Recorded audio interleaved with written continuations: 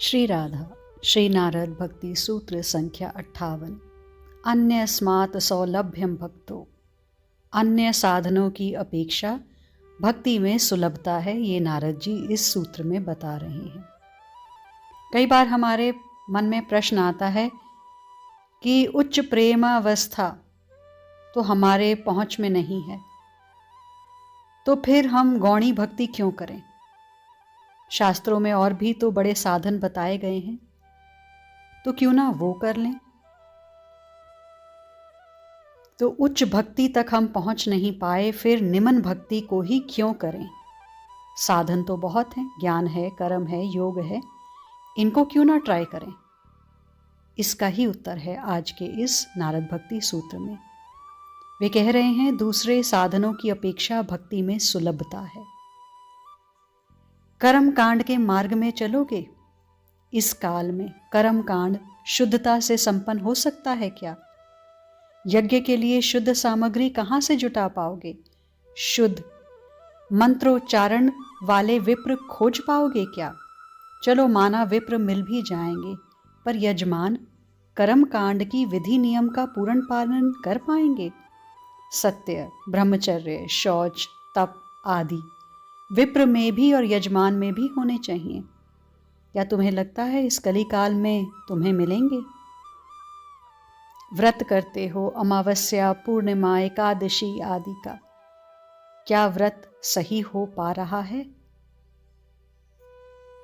गुरुदेव बताते हैं काशी में एक बहुत बड़े विद्वान थे, बहुत बड़े कर्मकांडी। ब्राह्मण बालकों को वेद आदि की शिक्षा देते थे, पर दक्षिणा आदि कुछ लेते नहीं थे। स्वयं पाकी थे, अपने ही हाथों से बनाकर खाते थे, या अपनी पत्नी के हाथों का, बाहर का कुछ नहीं। व्रत सब निर्जला करते थे। एकादशी, अमावस्या, पूर्णिमा, शिवरात्रि, रामनवमी, जन्माष्टमी सब करते थे। इतना ही नहीं, रविवार को नमक नहीं खाते थे। पर जब वो वृद्ध हुए तब उनको पक्षाघात हुआ।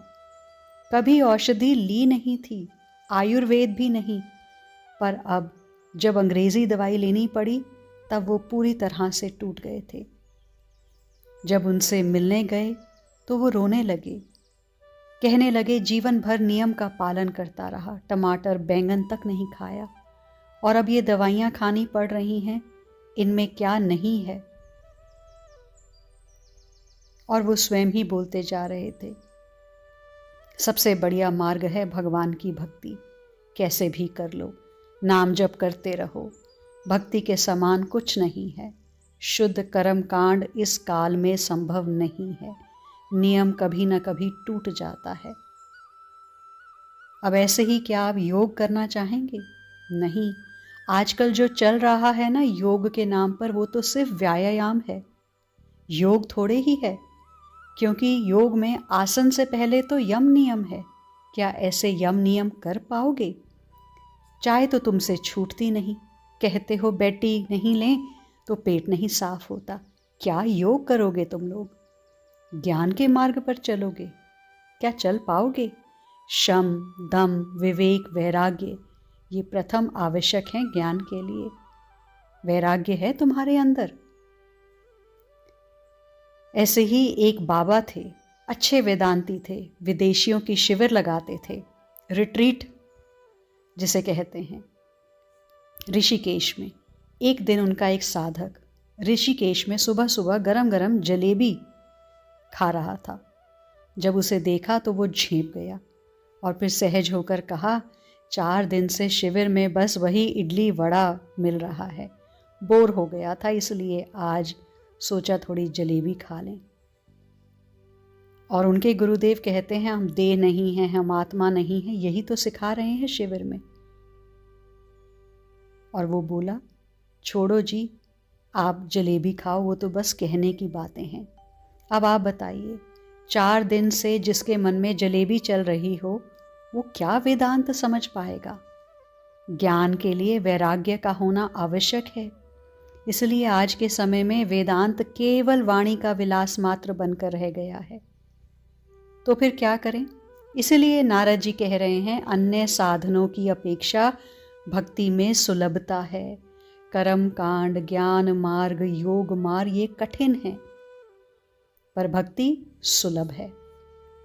आप पढ़े लिखे नहीं हैं तो कोई बात नहीं, राम राम कृष्ण कृष्ण तो सभी बोल सकते हैं ना। चलो ये भी नहीं कर सकते तो भगवान की कथा तो सुन सकते हो ना। भक्ति में अधिकार भेद नहीं है, कोई भी कैसा भी पापी से पापी भी भक्ति कर सकता है। भगवान स्वयं भागवत गीता में 9वें अध्याय के 30वें श्लोक में बता रहे हैं कि दुराचारी से दुराचारी भी यदि भक्ति करे तो उसे साधु मानना चाहिए। भक्ति में आपका भाव देखा जाता है, आपकी क्रिया नहीं देखी जाती। आप बिना नहाए भी राधा राम कृष्ण जप सकते हो। नहाना न नहाना यहाँ कोई महत्व नहीं रखता। यज्ञ के लिए ब्राह्मण ही चाहिए, ये शास्त्र के नियम हैं। तुम्हारी सामाजिक क्रांति से शास्त्र के नियम नहीं बदलते, पर भक्ति के लिए कोई भी हो, शूद्र, यवन, व्याध, हिंसक मनुष्य, दुराचारी, कोई भी भक्ति करके भगवान को पा सकता है। ये भक्ति की विशेषता है। वृंदावन को छोड़कर जब नंद नंदन मथुरा गए तब गोपियों ने सजना संवरना छोड़ा नहीं। क्यों?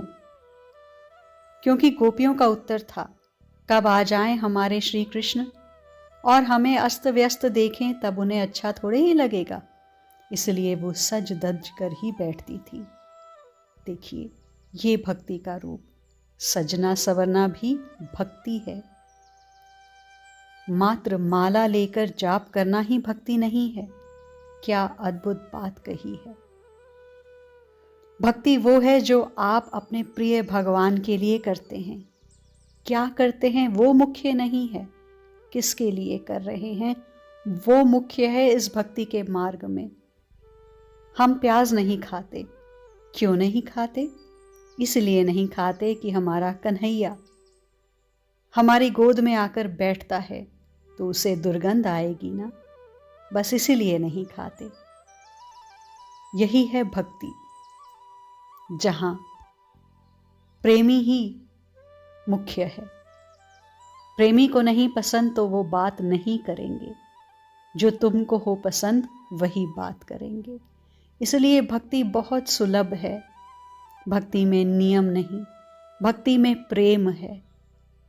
बालक यदि कहे कि माँ मुंह में से दुर्गंध आ रही है तो माँ प्रण ले लेती है कि यह अब वस्तु दोबारा नहीं खाऊंगी, मेरे बालक को दुर्गंध आती है।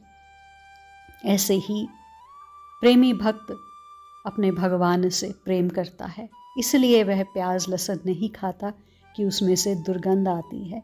और मेरे प्रियालाल मेरी गोद में विराजेंगे तो उन्हें दुर्गंध आएगी। कितना सुलभ है। क्रिया का महत्व नहीं है, महत्व प्रियालाल का है। वे इतने महत्वपूर्ण, सबसे महत्वपूर्ण जीवन में बन जाते हैं, इसलिए जीवन सरल हो जाता है।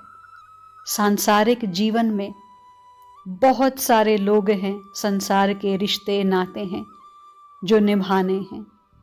उन्हीं को प्रसन्न करते करते जीव थक जाता है, पर भक्ति में सिर्फ एक है जिसे रिझाना है और वो बहुत सरलता से रीझ जाता है। आज के लिए इतना ही, शेष आगे। श्री राधा।